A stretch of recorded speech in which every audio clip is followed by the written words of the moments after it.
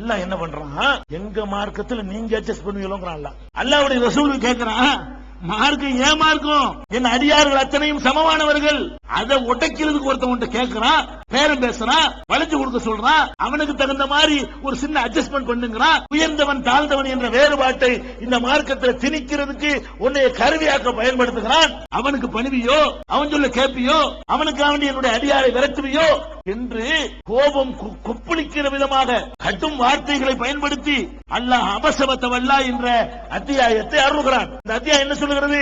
அபசவத்தவல்லா, இவர் முகத்தை சுழிசுழித்தார், முகத்தை கடுகடுப்பாக்கி விட்டார், மற்றவல்லா அலட்சியம் செய்து விட்டார். அஞ்சாகுல், இவருங்கிறான், நீண்டு கூட சொல்ல மாட்டேங்கிறான். நேரடியாக நீ சுழித்தாய் என்று சொல்லாம மூன்றாம் நபராக நிறுத்தி வைத்து வேற ஆள்கிட்ட பேசுற மாதிரி. கோபப்படும் அப்படித்தானே பேசுவோம். மகனத்தை கண்டிக்கும் போது என்னடா செய்யறேன்னு கேட்போம்.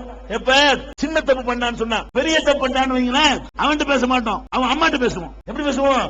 இவன் ரொம்ப திமிரா போயிட்டான், அவன் தான் நின்றுட்டு இருப்பான், பெரியாரா போயிட்டான் அப்படி பேசுவோம்ல.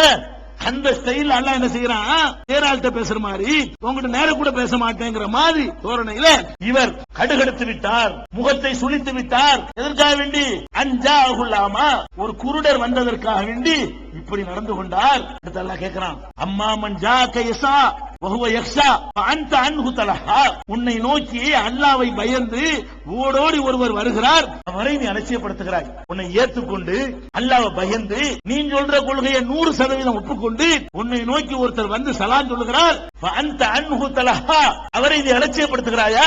அம்மா மன் இஸ்தக்னா, யார் உன்னை அலட்சியம் செய்கிறானோ, உன் கொள்கையில காம்ப்ரமைஸ் கேட்கிறானோ, உன்னை வளைஞ்சு கொடுக்க சொல்கிறானோ, அவனுக்கு ஃபஅன்த லஹு தஸத்தா, அவனுக்கு நீங்க வழிய போய் சொல்றீங்க. அல்லாஹ் கேட்கிறான், யாரு உங்களை ஏத்துக்கிட்டு வர்றானோ, முழுசா ஏத்துக்கிறானோ அவனை விரட்டுவீங்க. யாரு முழுசா ஏத்துக்கிறாம முக்காவாசி ஏத்துக்கிறோங்கிறானோ அவனுக்கு நீங்க வளைவீங்களோ